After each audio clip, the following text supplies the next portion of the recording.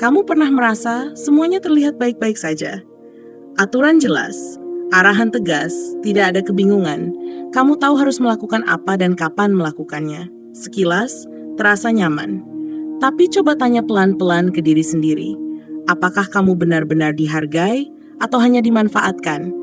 Apakah kamu didengarkan atau sekadar dituntut untuk patuh? Apakah kamu berkembang atau hanya bergerak karena takut salah? Selama ini kamu merasa nyaman, tapi benar nggak? Atau sebenarnya kamu hanya terbiasa? Terbiasa tidak bertanya, terbiasa tidak bersuara. Dan tanpa sadar kamu tidak sedang dipimpin, kamu sedang dikendalikan. Kita sering tidak sadar bahwa rasa itu muncul dari hal-hal kecil. Dari cara seseorang berbicara ke kita. Dari nada yang digunakan saat memberi arahan.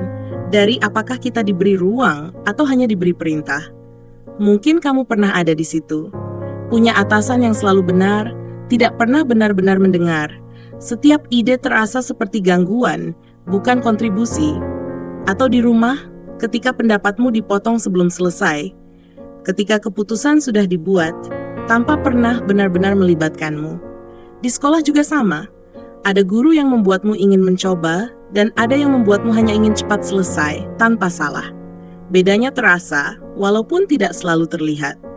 Yang satu membuatmu merasa kecil, seolah kehadiranmu hanya untuk mengikuti, tidak lebih.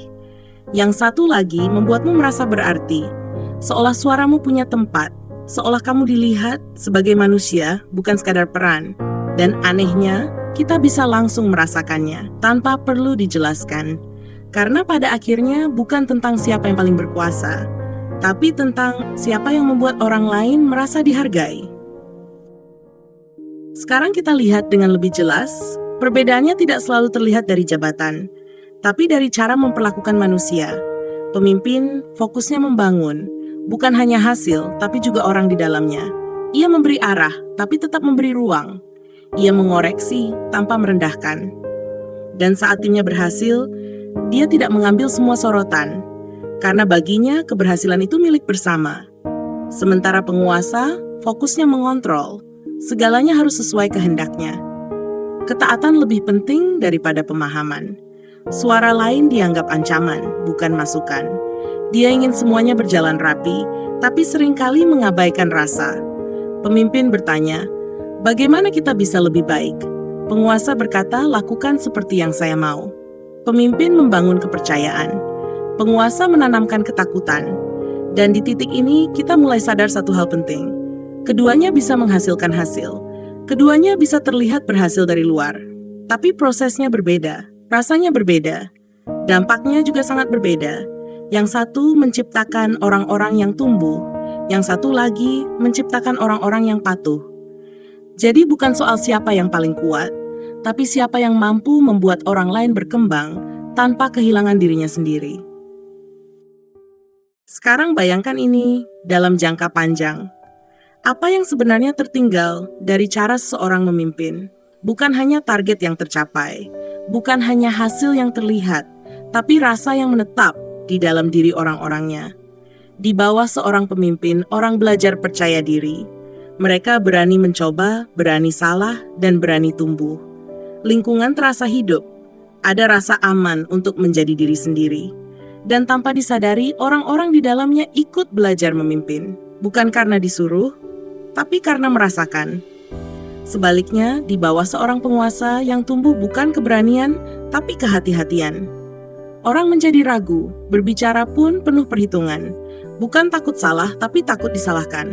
Lingkungan terlihat tertib, tapi sebenarnya rapuh. Karena semua berjalan, bukan karena kesadaran, tapi karena tekanan. Dan ketika waktu berlalu, perbedaannya semakin jelas. Yang satu dikenang karena pernah membuat orang lain merasa berarti. Yang satu ditinggalkan karena hanya meninggalkan beban bukan kenangan. Pada akhirnya, cara kita memperlakukan orang akan menentukan apa yang tertinggal. Bukan hanya di hasil, tapi di hati. Dan itu tidak bisa dipalsukan. Sekarang, pelangkan semuanya. Tarik napas sebentar, dan diam sejenak. Tidak perlu langsung menjawab, tidak perlu membela diri.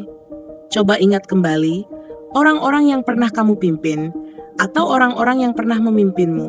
Apa yang benar-benar kamu rasakan saat bersama mereka?